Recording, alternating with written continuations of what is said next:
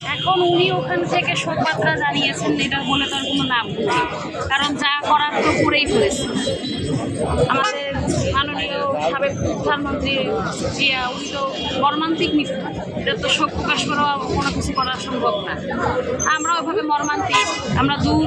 আমি যেমন আমার বাসা হচ্ছে উত্তরবঙ্গ, আমি উত্তরবঙ্গ থেকে এসেছি শুধু মর্মান্তিক এই দৃশ্য দেখার জন্য। ওনাকে তো সামনাসামনি দেখার কোনোভাবে উপলব্ধি করতে পারবো না, কিন্তু একটু অনুভূতি যে না আমরা এসেছি, একটু হলেও তাকে পাশাপাশি পেয়েছি, এতটুকুই শুধু আল্লাহ আল্লাহ তালার কাছে না তাকে গৃহস্থ নসিব করুক, এটাই কাম্য। শোকবার্তা নাকি আসলে আসার কৌশল? এটা দুটাই বলতে পারি আমরা, যে এটা দুটাই আসার কৌশল। আশার কৌশল বলতে পারি, যে না এটা একটা আশার কৌশল, মিউচুয়ালি যদি কোনো কিছু করা যায় এটা একটা হইতে পারে। সেটা কি আগে করা উচিত ছিল না এখন? অবশ্যই আগে করা উচিত ছিল, তাহলে তো এত কিছু আর হতো না, এটা তো হতো না এত কিছু। অবশ্যই আগে করা উচিত ছিল, এভাবে মর্মান্তিক মৃত্যুটা কোনোভাবে কাম্য না।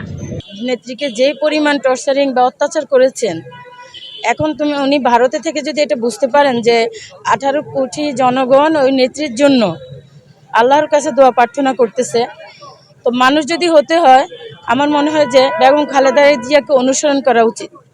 আর উনি যদি বেঁচে থাকে আরও দীর্ঘদিন, আমি আল্লাহর কাছে দোয়া করি উনি আরও দীর্ঘদিন বেঁচে থাকুক, আর দেখে যাক যে একজন আপনশীল নেত্রী কিভাবে মানুষ, পুরো বিশ্ব কিভাবে ওনার জন্য আল্লাহর কাছে দোয়া প্রার্থনা করেছেন।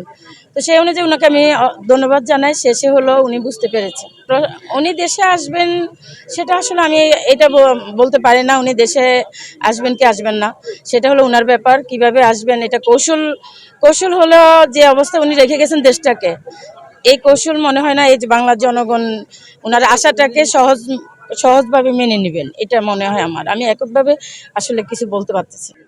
আসলে এই ক্ষতিপূরণ হবার মতো না। উনি যে আপসীন নেত্রী ছিলেন, আমরা ওনার সাথে দীর্ঘদিন, আপনাদেরকে বলবো যে আমি 89 সালে আমি ছাত্রদল করেছি, 89 সালে ছাত্রদলে যোগ দিয়েছি। এই থেকে এখন পর্যন্ত আমরা মাঠে আছি, ঢাকায় ছিলাম। আর ওনার সাথে আমাদের কাজগুলো আমরা ওই নেত্রীর সাথে কাজ করার সুযোগ পেয়েছি। তো আমার 1990 সাল 19শে অগাস্ট সোহাগ কমিউনিটি সেন্টার, স্কাটন, ঢাকা। আমার ছোটো কাকার বিয়েতে আমরা আসছিলাম আমাদের দেশের বাড়ি নোয়াখালী, ওনার এলাকায়। তো যখন আমরা বিয়ে খেতে আসছিলাম, তখন আমার কাকার বিয়ে শেষ রাত্রে প্রায় 11টা বাজে। তো আমরা বউ নিয়ে চলে যাব, এমন টাইমে আমি আমার এক ফুফু, নার্গিস ফুফু, আমরা সোফায় বসে আছি যে বউকে আমরা এখন গাড়িতে উঠাবো। হঠাৎ আমি গেটের দিকে তাকায় দেখি একজন ভদ্রমহিলা আসতেছে আর অনেক লোকজন ওনার পিছনে। পরে আমি ফুফুকে বললি, ফুফু একদম খালেদা জিয়ার মতো। তখন তো আমরা ছোট, আমরা ছাত্রদল করি মাত্র, ছোট একদম, ম্যাট্রিক পাস করে ইন্টারে ভর্তি হয়ে আমি ছাত্রদলে যোগদান করি। তখন ফুফুকে দেখাইতেছে, ফুফু খালেদা জিয়ার মতো, একদম অবিকল খালেদা জিয়ার মতো একজন ভদ্রমহিলা আসতেছেন।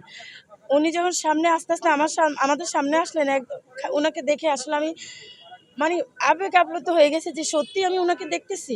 পরে উনি আমার সামনের সোফাতে ওনাকে বসেছে, আর খাবার দাবারও ছিল না, আমরা জানতাম না যে উনি আসবেন। পরে ওনাকে কিছুক্ষণ বসানোর পরে যে সোনারগাঁ হোটেল থেকে খাবার নিয়ে আসেন। আর এই ফাঁকে আমার খুব ইচ্ছে হয়েছে যে ওনার সাথে সালাম দিয়ে বললাম যে ম্যাডাম আমি একটা কথা বলবো আপনাকে। তো উনি একটু মুচকি হেসে বলো, আমি আপনাকে 5ই একটা সালাম দেব, আমি ছাত্রদল করি, আমি যোগদান করছি মাত্র ছাত্রদলে। তো বলে যে কোথায়? আমি বলি কফিলুদ্দিন ডিগ্রি কলেজ, লক্ষ্মীপুর সদর। হ্যাঁ দাও। তো আমি টি টেবিলটা সরাই ওনাকে সালাম করছি। তবে এটা হলো আমার সবচেয়ে ছোট, একদম আমি যখন ছোট তখন আমার সবচেয়ে মানে স্মৃতি। আর এরপরে তো আমি ঢাকায় এতদিন, মানে ঢাকায় থাকি, প্রতিটা প্রোগ্রামে ওনার সাথে আমার ছবি আছে, আমাদের সাথে ছবি আছে, আমারও এককভাবেও ছবি আছে। আমরা সবাই এটাই মনে করি যে উনি হেঁটে গেছেন। আমরা যখন ওনার গাড়ির সামনে ছিলাম, আমি মৎস্য ভবন থেকে ওনার গাড়ির সামনে থেকে আমরা একদম গেট পর্যন্ত গেছি, যেখান গেলে আর আমাদেরকে ঢুকতে দেওয়া হয় না, শুধু ম্যাডাম যাবে জেলখানায়। তো তখন উনি হেঁটে গেছেন, আর উনি বের হয়েছেন হুইল চেয়ারে করে। তো আমাদের আসলে সবার, আমরা ওনাকে ভালোবাসি এবং আমরা ওনার কর্মী। আমরা কর্মী হিসেবে আমরা বলি যে আমরা এই অভিযোগটা একদম আমরা দিয়ে যাচ্ছি এবং এটা সত্য। আমাদের মনে হয় যে এটা একদম সত্য, কারণ উনি তো সুস্থ ছিলেন, উনি তো অসুস্থ হয়ে কেন বের হবেন? উনি জেলখানায় গেলেন, ওনাকে প্রথম দিন থাকারও ব্যবস্থা করে নাই, অর্ডার দেয় নাই, আগে নাকি শোনায় নাই, আগে নাকি বলা হয় না যে ওনার খাট লাগবে, ওনাকে একটা শোয়ার ব্যবস্থা করতে হবে। এই ধরনের আপনি একজন 3 বারের প্রধানমন্ত্রী, এই ধরনের আচরণ পৃথিবীতে কেউ করে? একজন 3 বারের প্রধানমন্ত্রীকে যা করেছেন না বিগত সরকার আমলে, এই এটার মাসুল তো ওনাকে দিতে হচ্ছে। বর্তমান যে এখন ভারতে বসে আছেন সেই প্রধানমন্ত্রী, তাকে দিতে হচ্ছে, আরও দিবেন আল্লাহ তাআলা। আমরা দেখতেছি মানে উনি ভিতর থেকে আসলে কষ্ট পাচ্ছেন, এটা সত্যি মনে হয় না। আর যদি কষ্ট পেতেন, উনি আমাদের আপসের নেত্রীকে উনি বিদেশও যেতে দেন নাই অসুস্থ চিকিৎসার জন্য। তাহলে আপনি বুঝেন প্রতিহিংসা, এত প্রতিহিংসা উনি ছিলেন ভিতরে, এটা আমরা ওনার আচরণেই বুঝতে পারি। এটা বলতে হয় না যে উনি ভিতর থেকে মন থেকে আমাদের মতো যে আমরা রাস্তায় এখন যদি বলে যে কালকে পর্যন্ত উনি যতক্ষণ এবার কেয়ার হাসপাতালে থাকবেন আমরা এখানে পড়ে থাকতে পারবো, কিন্তু ওই হাসিনা ওই ওই ওনার কথা আমরা বলতে পারবো না। উনি প্রতিষ্ঠা রাজনীতি করতেন, এটা আপনারা 18 কোটি মানুষ জানেন।